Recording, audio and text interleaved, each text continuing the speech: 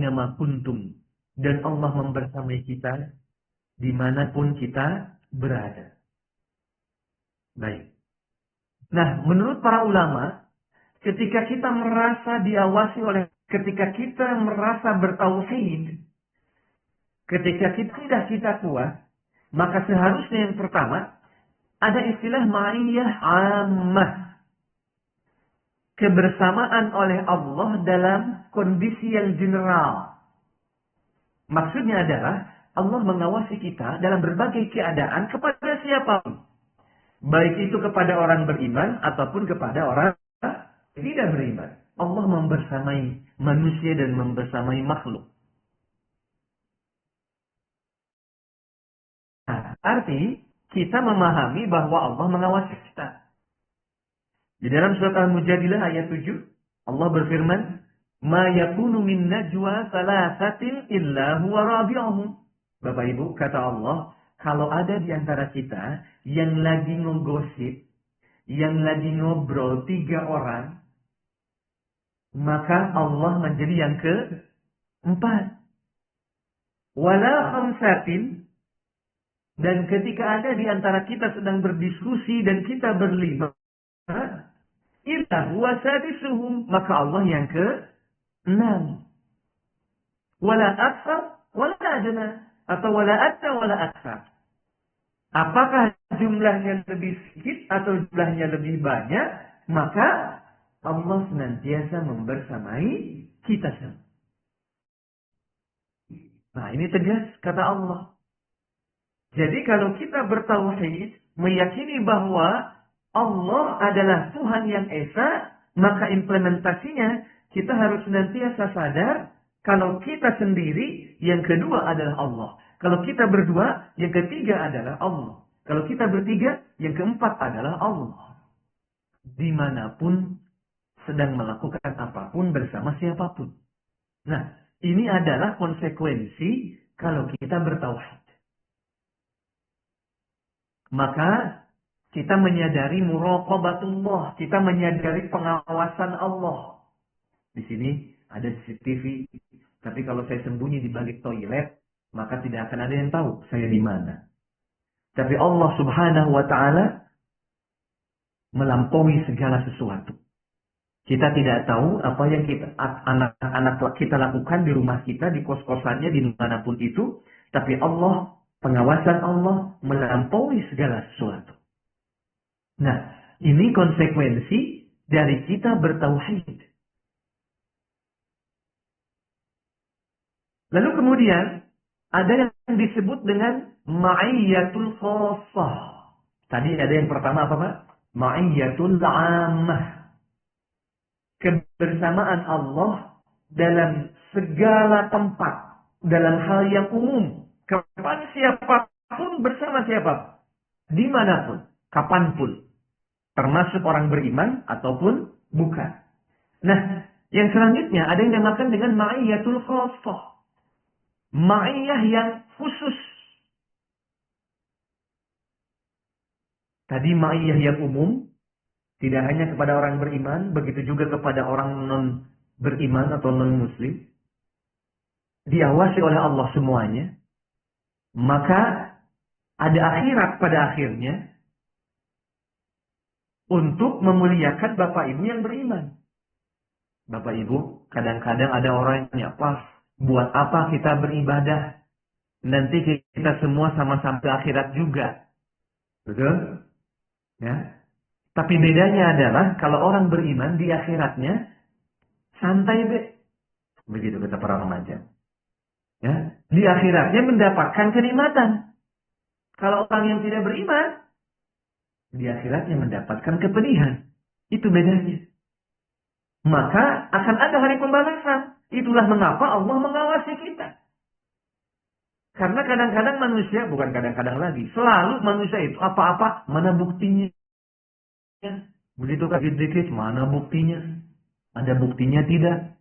Kalau di pengadilan sudah ada buktinya, buktinya juga malah disembunyi-sembunyikan. Ya. Berbagai macam bukti, tapi seakan-akan bukti itu seperti debu yang melayang. Sehingga Yang salah jadi benar, yang benar jadi salah. Itu di pengadilan manusia. Tapi di pengadilan Allah, ketika Allah membersamai kita, karena kita yakin bahwa Allah adalah Tuhan yang Esa, maka konsekuensinya Allah mengawasi kita, dan itu menjadi bukti bagi kita untuk kita memasuki akhirat kelak. Maka beruntung bagi Bapak Ibu, hari ini berada di masjid. Ini akan menjadi catatan amal kebaikan bagi Bapak Ibu. Amin ya rabbal alamin. Suatu saat Allah memberikan catatan itu, di saat kita kepayahan dengan semua yang Allah hadirkan ketika itu, di saat hati kita was-was dengan siksaan Allah Subhanahu wa taala, ternyata dalam catatan itu dicatat Bapak hadir dan sholat berjamaah pada hari Ahad tanggal berapa sekarang? 16. Masya Allah. Dan khusyuk mendengarkan, Masya Allah, ada tercatat. Ternyata mizan kita diberatkan oleh Allah Subhanahu wa taala dengan itu. Allahu Akbar. Kita semua akan terkaget-kaget, Pak, melihat ternyata ada amalan-amalan yang dicatat oleh Allah. Ternyata yang kecil pun dicatat oleh Allah. Nanti kita akan kaget. Apalagi Bapak Ibu yang amalannya besar, banyak, Masya Allah. Begitupun orang-orang yang berbuat keburukan. Mereka akan kaget ternyata catatan buruknya, walaupun sedikit, walaupun hanya rahasia di dalam hati, ternyata tertulis catatannya. Itu yang kita hindari. Nah, yang kedua, ada kebersamaan, ada ma'iyah yang khusus Allah berikan kepada orang-orang yang solih, orang-orang yang beriman. Terutama para nabi. Dan begitu juga akan Allah berikan kepada orang-orang yang solih. Nah, diantaranya, yang pertama adalah kisah Nabi Allah Ibrahim alaihissalam. Siapa yang tidak kenal Nabi Ibrahim? Kenal Pak, Bu?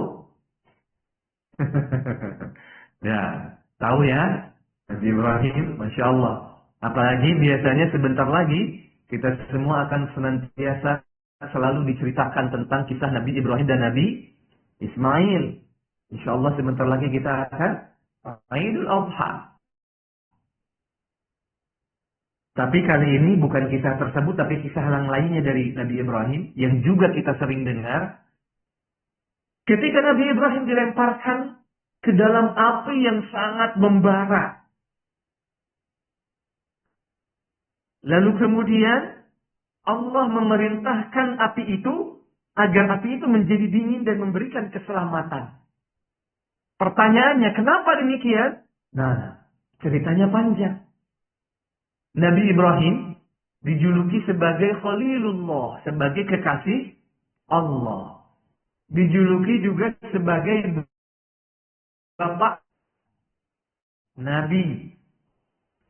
Dijuluki. Jadi seorang nabi yang menegakkan tauhid. Kenapa demikian? Di saat umatnya menyembah apa-apa, Bu? Berhala. Bahkan bukan hanya umatnya, tapi juga siapanya? Ayahnya, keluarganya. Keluarganya Azar juga sama menyembah berhala. Bagaimana sulitnya dakwah Sahih Ibrahim? Bukan hanya berdakwah kepada masyarakat, tapi juga berdakwah kepada keluarga. Harus berdakwah tauhid. Yaitu menyembah Allah Subhanahu wa taala dikala umatnya, dikala ayahnya, dikala semua orang menyembah berhala, bahkan memproduksi berhala melalui tangannya mereka sendiri. Dikala itu Nabi Ibrahim mengatakan Allah yang Esa. Luar biasa itu. Makanya dakwah para nabi itu diuji dengan penuh kesabaran, Pak Abu. Bukan seperti ini enak, nyaman di masjid, sejuk seperti ini. Bukan. Tapi diuji dengan kesabaran. Makanya mereka dijuluki dengan orang-orang yang memiliki kesabaran. Ulul azmi. Nah, ketika Nabi Ibrahim berdakwah, bahkan ketemu dengan Namrud. Namrud itu siapa, Pak Bu? Raja yang zalim, mengaku sebagai Tuhan. Ya, dia mengaku sebagai Tuhan dan dia mengatakan, Allah, aku adalah Allah. Sembahlah aku. Lalu kata Nabi Ibrahim, Huwallah alladzi yuhyi wa yumit. Allah Tuhanku, Rabbi, kata Nabi Ibrahim, Tuhanku. Bayangkan bagaimana kualitas tauhid Nabi Ibrahim. Rabbi, Tuhanku, alladzi yuhyi wa yumit, yang mematikan dan menghidupkan. Lalu kata Namrud, ana alladzi uhyi wa umit. Wih, sombong banget. Namrud bilang, ana alladzi uhyi wa umit. Akulah yang menghidupkan dan mematikan, kata dia. Dengan cara apa? Dia hadirkan dua orang. Lalu kemudian orang yang dia kehendaki hidup, dia biarkan. Orang yang dia kehendaki mati, dia bunuh, dia tebas lehernya, lalu kemudian mati. Lalu dia bilang kepada Nabi Ibrahim, lihatlah, ana alladzi uhyi wa umit. Lihatlah, aku yang menghidupkan dan mematikan, kata dia. Sombong bedah. Ya. Sombong tidak? Ya, kita juga bisa begitu mah ya, Pak. Ada semut di depan kita injek, ada yang mati, ada yang kita biarkan. Ya. Begitulah kesombongan si Namrud. Dia merasa bahwa aku juga bisa menghidupkan dan mematikan. Dengan cara seperti itu. Tapi Nabi Ibrahim tidak kalah berdebat. Ya, Nabi Ibrahim tidak kalah berdebat, lalu kemudian beliau bilang, Allah yang menerbitkan matahari dari timur dan menenggelamkannya di barat. Maka terbitkanlah matahari dari barat. Nah, Nabi Ibrahim meminta, menantang Namrud untuk melakukan hal itu. Karena tadi dia bilang, kalau Allah Tuhanmu yang menghidupkan dan mematikan, aku juga bisa. Lalu dia lakukan itu. Lalu kemudian Nabi Ibrahim mengatakan, Tuhanku menerbitkan matahari dari timur dan menenggelamkannya di barat. Sekarang terbitkan matahari dari barat. Bisa enggak? Kata Nabi Ibrahim kepada Raja Namrud. Apa yang dia lakukan? Ya sudah. Dia nggak bisa apa-apa. Dia tidak bisa apa-apa. Fabuhital ladzi kafar. Dibungkam mulutnya untuk tidak bisa menjawab dan tidak bisa melakukan apa-apa. Makanya orang-orang yang memiliki kemampuan-kemampuan yang aneh-aneh mungkin harus kita debat seperti itu kadang-kadang ya, agar bisa kita bungkam. Karena sebetulnya tidak bisa ada yang seperti itu, sakti mandraguna dan lain-lain.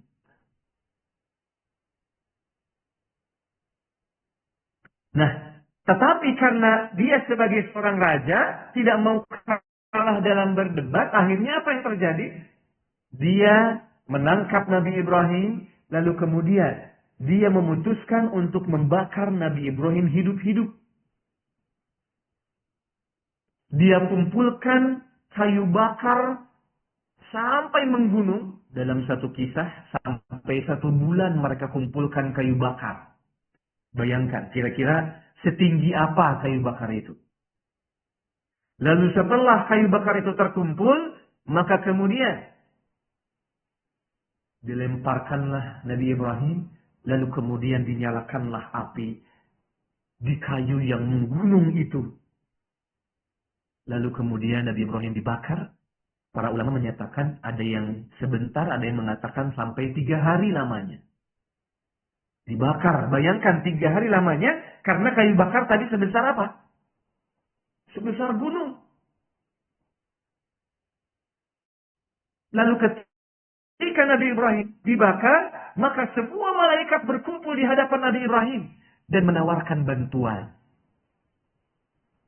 Wahai Nabi Ibrahim, hal indaka hajah? Apakah engkau memiliki satu kebutuhan? malaikat Jibril, malaikat Mikail, malaikat Israfil. Bayangkan, itu malaikat apa aja itu, Pak? Malaikat Jibril, malaikat apa? Pembawa wahyu. Malaikat Mikail, malaikat Israfil. Itu semua malaikat yang tugasnya gede-gede. Ada peniup sangkakala bahkan. Ya. Ditiup sedikit aja kayaknya langsung. Wah. Namrud dan kawan-kawannya. Tapi semua alam raya ini hancur seketika ditiup oleh malaikat Israfil. Semua malaikat hadir di depan Nabi Ibrahim dan menawarkan bantuan. Tetapi uniknya, nah ini dia, uniknya yang harus kita pelajari. Ini ma'iyatullah. Kualitas ma'iyatullah karena tauhid, karena akidah Nabi Ibrahim kepada Allah Subhanahu wa Ta'ala sudah hadir di depannya bala bantuan dengan bantuan yang begitu luar biasa. Tapi ternyata dia bilang, Hasbiyallah wa ni'mal wakil. Hasbiyallah. Bayangkan. Sudah hadir, sudah datang bala bantuan di depan beliau. Tapi beliau mengatakan Hasbiyallah. Apa artinya Hasbiyallah? Cukuplah Allah bagiku. Masya Allah. Itulah kualitas keyakinan akidah. Bahwa ada Allah yang membersamainya, ada Allah yang mengawasinya. Hasbi Allah. Kalaulah aku harus meminta pertolongan ke kalian, wahai para malaikat, maka hasbi Allah. Cukuplah Allah bagiku, bukan kalian. Masya Allah. Kira-kira kalau kita yang ditawarin begitu, bagi saya ini mas saya, bukan Bapak Ibu deh. Bukan. Saya ini mas saya, wah udah. Hancur semua.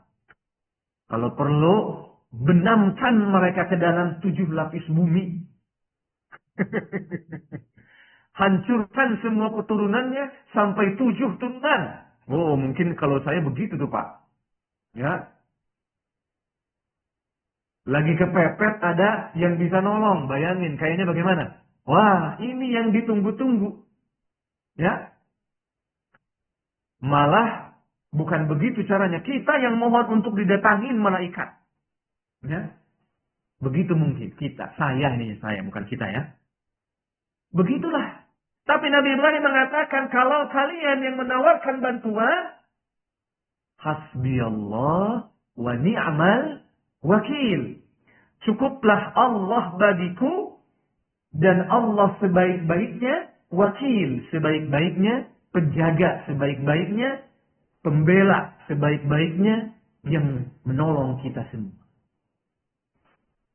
Lalu kata Nabi Ibrahim, ilmuhu bihali aghna an su'ali.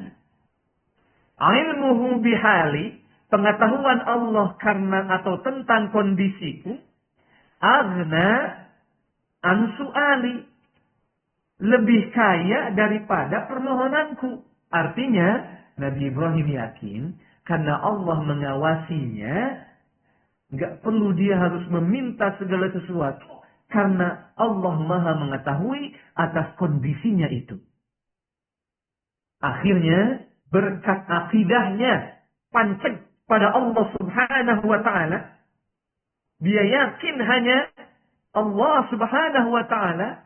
Maka Allah berkata kepada api, Ya nar kuni bardan wa salaman ala Ibrahim. Wahai api, jadilah kalian dingin dan memberikan keselamatan kepada Nabi Ibrahim. Nah, Bapak Ibu, ini salah satu contoh. Akibat dari keyakinan seseorang karena Allah Subhanahu wa ta'ala. Kita sudah membahas pengertian tauhid, pembagian tauhid. Kita harus mengimplementasikannya dalam kehidupan sehari-hari. Nabi Ibrahim menunjukkan kepada kita bahwa implementasinya adalah ketika beliau diuji oleh Allah Subhanahu wa ta'ala dengan ujian yang sangat berat ini, tapi dia tetap mengaitkan hatinya kepada Allah dan dia yakin Allah mengawasinya, maka Allah pun menurunkan bantuannya sebagai bukti bahwa Allah membersamai beliau. Masya Allah. Ini adalah implementasi dari akidah. Contoh pertama yang saya ketengahkan. Kira-kira Bapak Ibu pernah tidak mengalami sesuatu yang mungkin hampir mirip lah. Mungkin karena keyakinan kita kepada Allah, ketika kita perlu sesuatu, kita perlu solusi, pada akhirnya Allah memberikan jalan. Mungkin masing-masing memiliki pengalaman tersendiri ya, yang mungkin bisa diceritakan, bisa juga tidak. Mungkin berdua bersama istri, atau di dalam keluarga, atau lain-lain. Kita merasa bahwa Allah memberikan pertolongan, memberikan surga. Ya, kita meminta A, tapi ternyata Allah memberikan sesuatu yang lebih baik daripada itu. Itu bukti bahwa Allah mengawasi kita. Tanpa kita meminta sesuatu pun sebetulnya Allah Subhanahu wa taala aghna an su'ali. Ya. Hasbiyallah wa ni'mal wakil. Ucapkan itu. Karena kita yakin, kita memiliki akidah yang kuat, kita bertauhid, maka kita mengatakan hasbiyallah wa ni'mal wakil. Ilmuhu bihali aghna an su'ali. Seperti apa yang dikatakan oleh Nabi. Selanjutnya, selain kisah Nabi Ibrahim, ada juga kisah Nabi Nuh alaihi salam. Nabi Nuh berdakwah kurang lebih 1000 tahun kurang 50. Berarti berapa? 950 tahun lamanya beliau berdakwah. Masya Allah. Bayangkan Pak Bu, berdakwah 950 tahun. Luar biasa ya. Saya baru sehari masuk ke kelas anak-anak SMP yang usianya lagi aktif-aktifnya. Masya Allah. Keluar dari kelas itu bahkan hanya 10 menit saya masuk. Keluar dari kelas itu kayaknya kepala ini. Atau di rumah punya anak laki-laki satu padahal Pak. Masya Allah. Ya. Lagi aktif-aktifnya, lagi seneng-senengnya sama handphone. Masya Allah. Luar biasa tantangannya. Menguji kesabarannya itu luar biasa. Itulah kita. Diuji oleh Allah Subhanahu wa taala dengan semua yang kita hadapi. Dan ternyata ada orang yang berdakwah, ditugaskan oleh Allah untuk berdakwah, dan sudah 950 tahun atau 1000 kurang 50 tahun lamanya berdakwah, dan yang berhasil mengikutinya hanya sedikit. Masya Allah. Kira-kira hari-hari yang dijalani kayak apa ya? Padahal saya pribadi kadang-kadang menjalani hari-harinya itu stres. Begitu ya. Kok begini amat ya Allah? Kadang-kadang kita berdoa begitu ya. Kok gini amat sih? Ternyata ada orang yang ditugaskan oleh Allah untuk berdakwah. 950 tahun lamanya umatnya tidak kunjung beriman. Hanya segelintir kecil. Bahkan ketika Nabi Nuh berdakwah, umatnya sampai menghindar dari Nabi Nuh dan menutupi telinga mereka dengan jari jemari mereka. Bayangkan. Kira-kira gimana Pak Abu?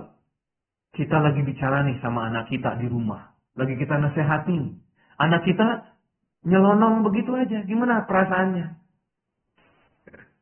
Apalagi anak kita di depan kita nutup telinga dia sendiri. Kira-kira gimana Pak? Kemarin saya lihat di IG, ada di satu sekolah, antara guru dengan murid, gurunya sudah sangat tua. Mungkin ya begitulah kondisinya. Begitu gurunya pulang dari belakang, mohon maaf, mohon maaf. Nih, tadi kemarin malam juga ternyata mereka sudah minta maaf di depan media juga. Anak-anak itu mengacungkan jari jemari yang tidak layak. Mengacungkan jari tengah dan lain-lain. Kepada gurunya. Yang sudah sepuh itu, ketika gurunya sudah pulang, mereka dari belakang mengacungkan jari jemari tengah dan lain sebagainya. Tapi alhamdulillah sudah minta maaf. Nah, di depan Nabi Nuh, umatnya ketika didakwahi, mereka menutupi telinga dengan jari jemari. Bahkan mohon maaf, dalam Al-Quran, dalam ayat tersebut diucapkan, mereka menutupi wajahnya agar Nabi Nuh tidak melihat mereka. Dan mereka menutupi telinga mereka. Ngumpet, ngumpet ya. Begitu kondisi umat Nabi Nuh ketika didakwahi oleh Nabi Nuh. Dan itu terjadi setiap hari selama 950 tahun lamanya. Kira-kira dia sabar banget atau sabar biasa aja, Pak? Benar banget ya. Ada orang, Pak Ustaz. Waduh, saya ini udah bersabar. Ya, saya udah bersabar. Sekarang bolehlah saya mendoakan dia. Saya udah sakit hati sekarang. Udah bersabar banget. Emang berapa lama Pak bersabar? Udah 1 tahun, bayangin Pak Ustaz.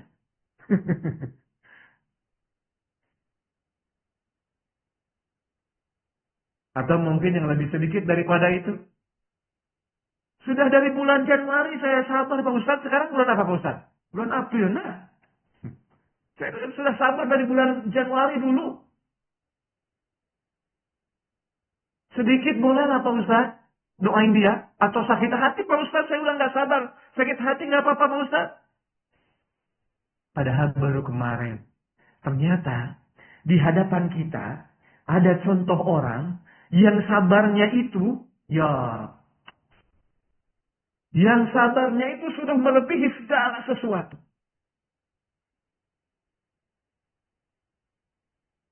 Mau kita komplain kepada Allah kita sudah sabar 2 tahun. Mau kita komplain sudah sabar kepada Allah sudah bersabar 10 tahun, 50 tahun, 100 tahun. Tidak mungkin ya setelah itu. Rata-rata umur kita di bawah itu. Dan ternyata ada orang yang sudah sabar selama 950 tahun lamanya. 1000 kurang 50. Di dalam ayat Al-Quran dikatakan, Al-fasanatin illa khamsina ama. 1000 tahun kurang 50. Bayangkan, kenapa Allah Subhanahu wa taala tidak langsung menyebut tis'ata mi'atin atau tis'um mi'ati alfin wa khamsina ama. Bisa saja begitu mengucapkan 950 tahun. Tapi kenapa Allah di dalam Al-Quran mengatakan alfin illa khamsina ama. 1000 tahun kurang 50. Salah satu hikmahnya menurut para mufassir, Allah ingin menunjukkan betapa sabarnya Nabi Nuh sampai 1000 tahun lamanya.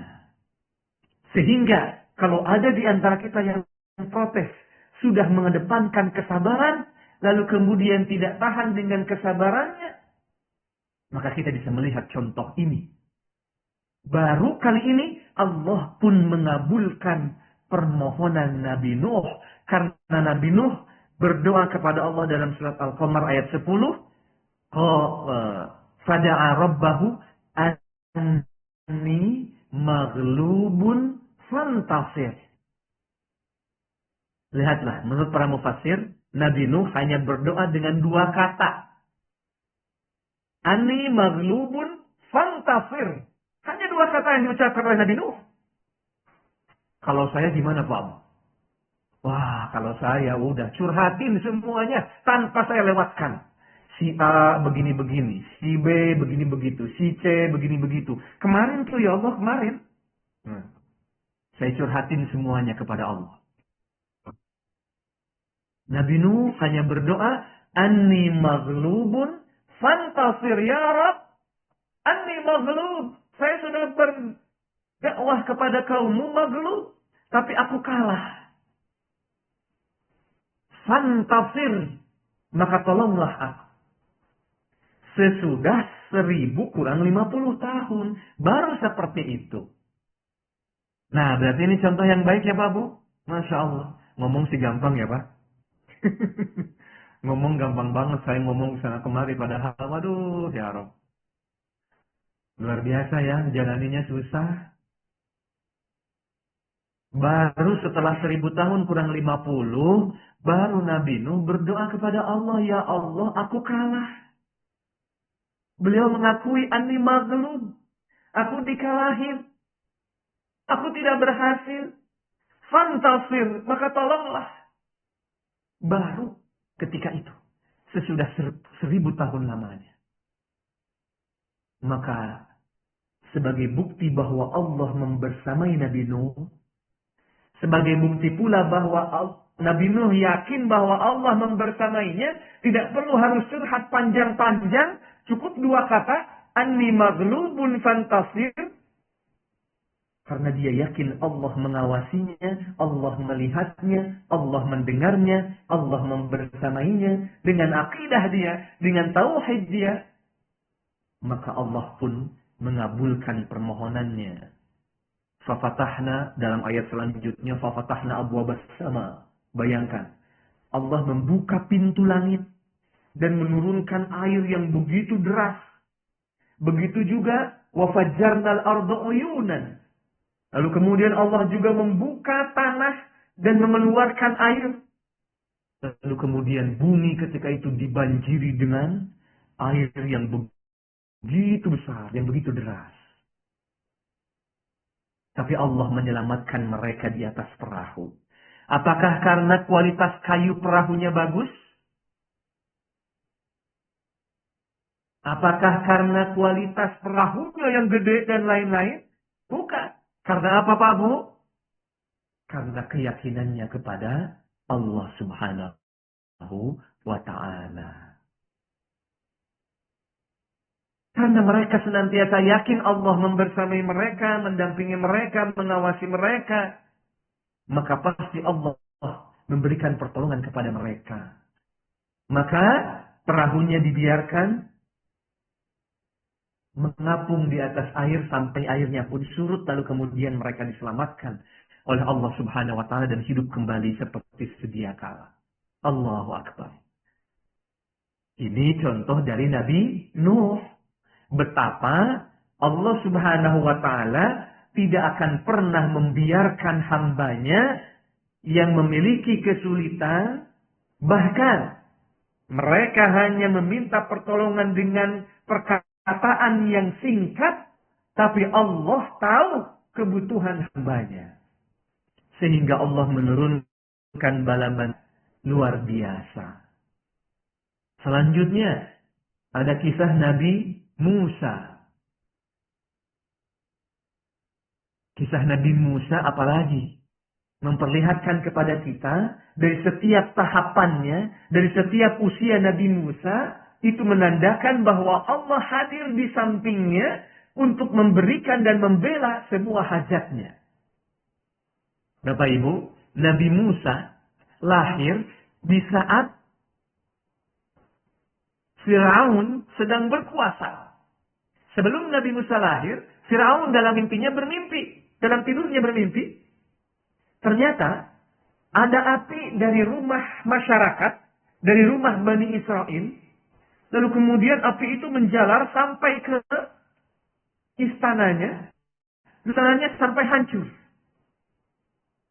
Firaun bermimpi seperti itu dalam tidurnya. Lalu dia tanya-tanya sama para tukang penafsir mimpi. Lalu mereka mengatakan akan ada orang dari Bani Israel yang akan menghancurkan istana dan kerajaannya. Sehingga akhirnya Firaun memiliki keputusan bahwa setiap anak yang dilahirkan dari bangsa Bani Israel harus dibunuh, anak laki-laki. Karena mimpinya itu. Nah, bayangkan, hadirin rahimakumullah, bayangkan. Inilah kekuasaan Allah Subhanahu wa Ta'ala. Coba bayangkan.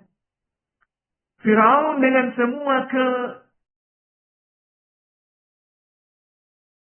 kuasaannya semua bayi laki-laki yang dilahirkan, terutama dari bangsa Bani Israel.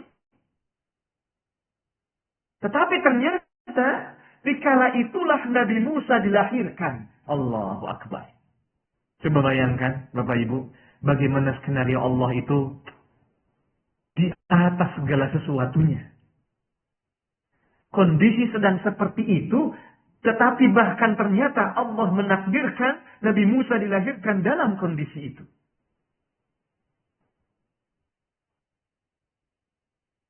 Padahal sebetulnya bisa aja dilahirkan sebelumnya ya.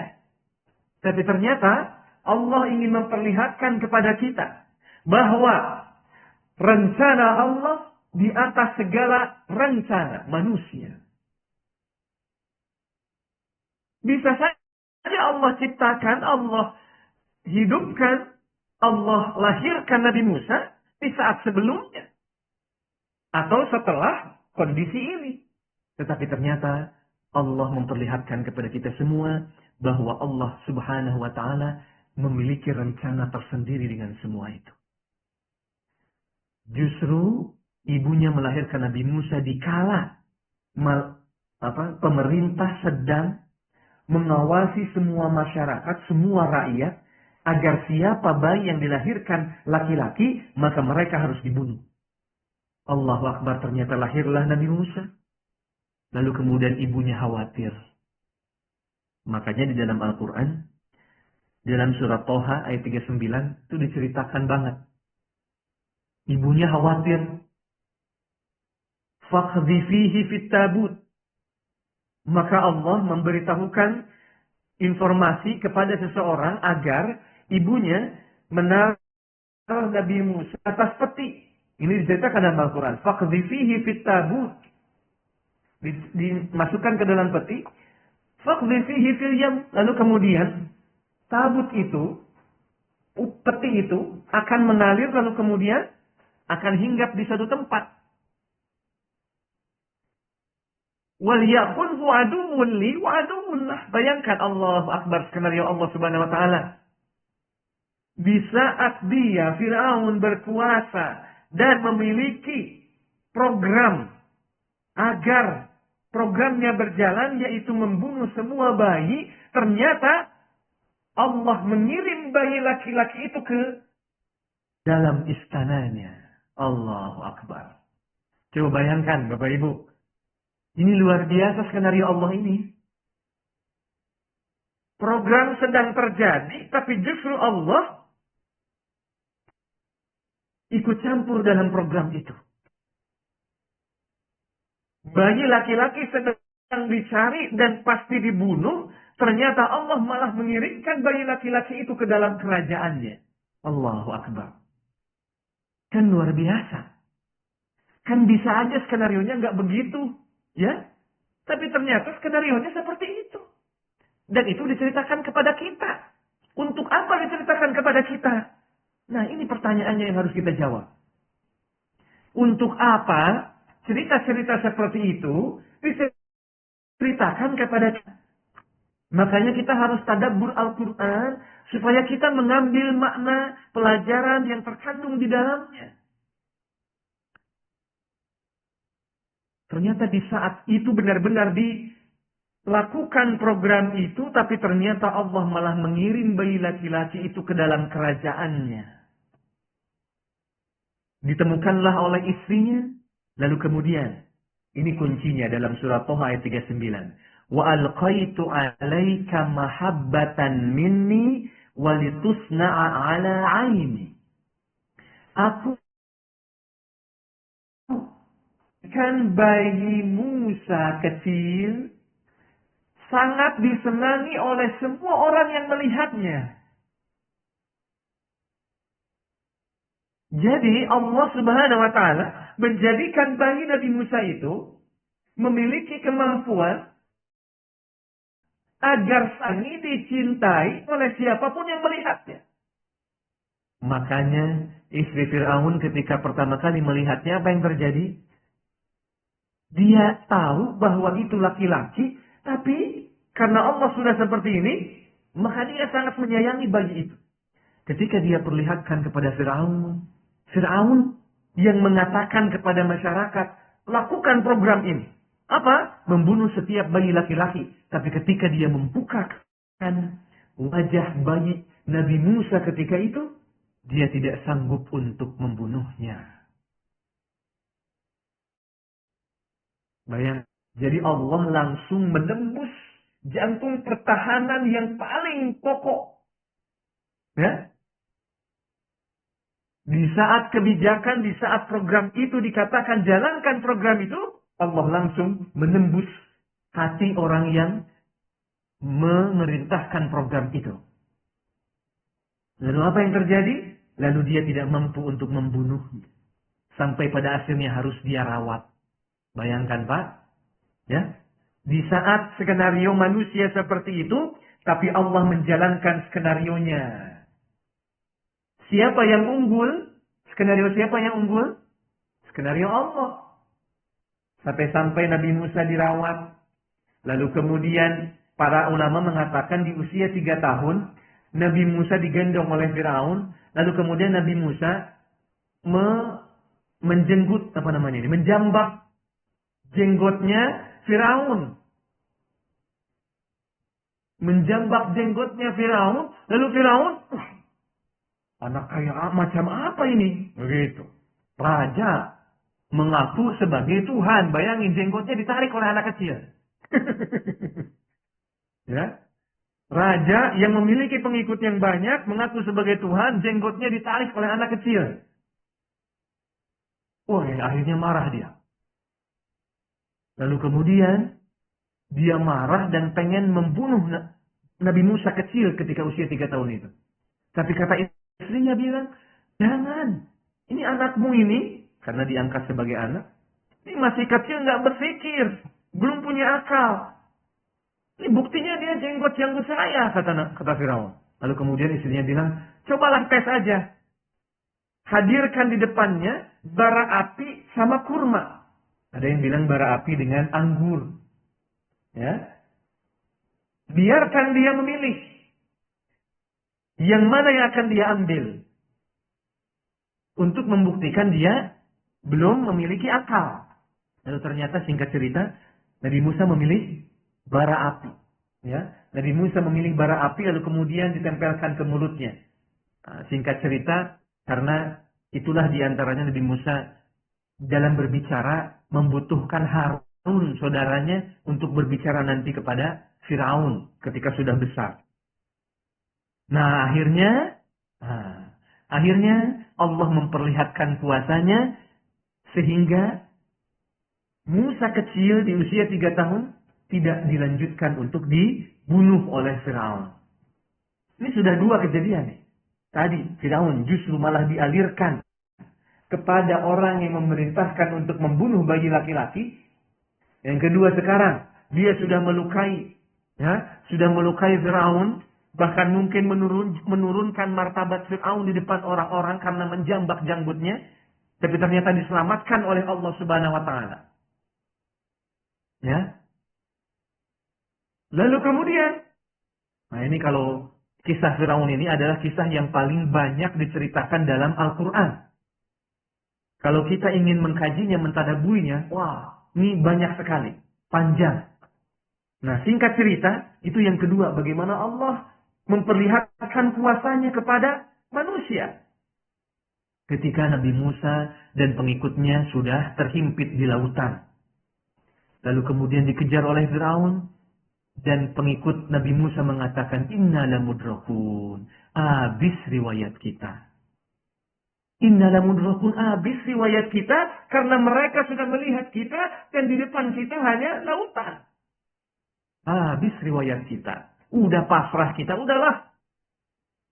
Kita takluk saja sama Firaun. Kita nggak punya apa-apa lagi. Di belakang pasukan Firaun dan senjata yang begitu lengkap, di depan kita lautan. Masya Allah, lihatlah keyakinan seorang manusia lagi-lagi. Tadi Nabi Ibrahim ya, yang yakin bahwa Allah membersamainya. Kemudian Nabi Nuh, yakin bahwa Allah membersamainya. Sekarang Nabi Musa, Depan belakang, maju mundur, kena. Maju nggak bisa, mundur nggak bisa. Maju mundur, kena. Ketika umatnya sudah mengatakan, inna lamudrakun, habis kita. Dia bilang, kalla. Coba bayangkan, Allahu Akbar. Kalla, tentu tidak. Inna ma'iya rabbi sayahdin. Sesungguhnya bersamaku Allah. Sesungguhnya bersamaku Rabb. Sayahdin. Pasti Allah akan memberikan petunjuk kepadaku. Allahu Akbar. Coba ada di antara kita yang udah kepepet masih yakin, seyakin-yakinnya seperti itu. Masya Allah. Ini contoh bagi saya, mudah-mudahan bagi kita semua. Kalla, dia masih katakan tidak. Betul, dia juga merasakan di hadapannya laut, di belakangnya Firaun, tapi dia bilang tidak. Inna ma'iya rabbi sayahdi. Sesungguhnya bersamaku Allah, sayahdi, dan Allah akan memberikan petunjuk kepadaku. Maka Allah menurunkan pertolongan kepada mereka. Masya Allah. Coba bayangkan. Pertolongan Allah datang ketika mereka dalam kondisi yang sangat berat. Maka jangan meminta pertolongan Allah kalau kita masih dalam keadaan santai. Masya Allah. Kita masih senang, masih ini. Pengen pertolongan Allah. Allah akan datang kepada kita menunjukkan pertolongannya. Terutama di kala-kala kita sempit seperti ini. Lalu Nabi Musa diperintahkan untuk memukulkan tongkat. Bayangkan Pak, mungkin kalau saya protes. Ya, kalau saya protes di hadapan lautan, di belakang Firaun dengan pasukan yang lengkap senjatanya. Kok disuruh mukulin tongkat? Ya, mungkin kalau saya protes, ngapain ya Allah? Kok disuruh mukulin tongkat? Suruh saya dengan perintah yang lain kek, gitu misalnya. Atau turunin, datangkan pasukan serupa kek, atau gimana? Kalau saya, ini mas saya. Tapi Nabi Musa tidak ragu sedikit pun. Dia langsung pukulkan tongkatnya. Lalu kemudian terbukalah jalan di depan dia. Allahu Akbar. Apakah Nabi Musa mengira? Apakah Nabi Musa tahu bahwa setelah dia pukulkan tongkatnya akan terjadi seperti itu? Tidak. Sama sekali tidak tahu apa yang akan terjadi setelah dia pukulkan tongkatnya. Allahu Akbar. Dia tidak protes kepada Allah. Dia tidak komplain. Dia tidak menginginkan sesuatu yang lain. Apapun kata Allah dia lakukan, ternyata Allahu Akbar. Sesuatu terjadi dan masih menjadi mukjizat sampai detik ini. Karena tidak ada siapapun yang mampu melakukan hal itu sampai detik ini sekalipun. Akhirnya terbukalah jalan. Masya Allah. Nah ini banyak ceritanya Nabi Musa. Tapi itulah keyakinan orang-orang. Di antaranya Rasulullah Muhammad SAW. Ketika Rasul hijrah dari Makkah ke Madinah. Lalu kemudian dikejar oleh musuh. Lalu kemudian Nabi Muhammad hanya bersama siapa? Abu Bakar. Masuk ke dalam gua. Guanya kecil.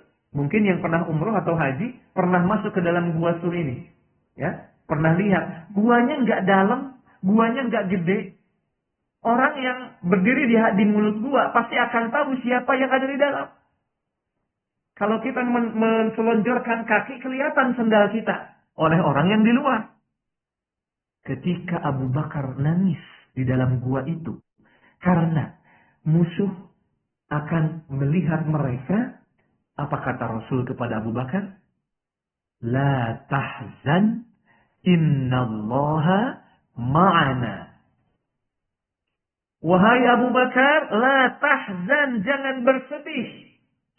Kalau kata orang Sunda, don't cry, katanya. Don't cry. Ya. Jangan bersedih. Kata orang Jawa, don't worry. Ya.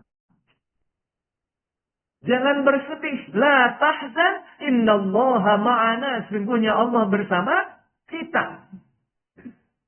Lihatlah bagaimana keyakinan seorang manusia kepada Allah Subhanahu wa Ta'ala dan keyakinan seorang manusia adanya Allah membersamai dia. Dan keyakinan seorang manusia hanya Allah yang Maha Esa. Apa yang terjadi? Apakah Muhammad dan Abu Bakar ditangkap oleh musuh? Tidak. Ternyata Rasulullah dan Abu Bakar berhasil bersembunyi dan mereka pun tidak berhasil untuk menangkap Rasulullah sampai Rasulullah berhasil memasuki Madinatul Munawwarah. Masya Allah. Jadi hadirin rahimakumullah, itulah balasan orang-orang yang memiliki keyakinan kuat bahwa Allah yang Maha Esa. Nah, ini sebetulnya ada di antara tips dan kunci agar kita senantiasa memiliki ma'iyatullah. Mudah-mudahan insya Allah kita bisa bahas di kesempatan yang akan datang. Ya. Jadi kalau saya simpulkan, Bapak Ibu yang dirahmati oleh Allah Subhanahu Wa Taala, kita mendapatkan contoh yang sangat baik dari Nabi Ibrahim. Ya, Nabi Ibrahim mengatakan hasbi Allah, padahal pertolongan sudah ada di depan dia. Malaikat-malaikat siap untuk menumpahkan semua azabnya, semua kemarahannya kepada manusia. Tapi dia katakan, ilmuhu bihali aghna an su'ali. Pengetahuan Allah kepadaku lebih kaya daripada apa yang harus saya ungkapkan. Lalu kemudian Nabi Nuh, sesudah dia berusaha keras, 950 tahun lamanya dia berdakwah, tapi tidak kunjung orang-orang beriman, maka ketika itu dia sudah sampai di pucuknya, dia hanya berdoa dengan dua kata, Allah pun memberikan permohonan. Lalu Nabi Musa, dengan semua keyakinannya, semua rentetan ceritanya, dia yakin hanya Allah yang Maha Esa, hanya Allah yang menguasainya, mengawasinya, maka Allah pun memberikan pertolongan. Begitu juga Rasulullah Shallallahu Alaihi Wasallam. Banyak sekali kisah selain ini yang kita bisa baca betapa konsekuensi dari orang yang memiliki akidah yang kuat, konsekuensi dari orang yang bertauhid, itu merasa mereka diawasi oleh Allah Subhanahu wa taala, merasa dekat dengan Allah Subhanahu wa taala, dan Allah pun akan memberikan pertolongan dan kemudahan kepada dirinya. Wallahu a'lam bishawab. Mungkin itu Bapak Ibu yang bisa kita kaji pada subuh ini, mudah-mudahan bermanfaat terutama untuk diri saya pribadi, begitu juga mudah-mudahan untuk antum semuanya. Sebelum ditutup mungkin jika ada yang ingin menambahkan, falyatafaddal masyhura.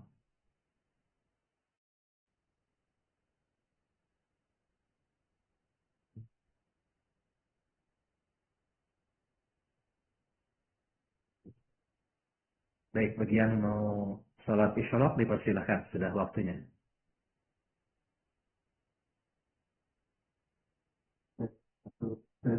Baik. Wa'alaikum.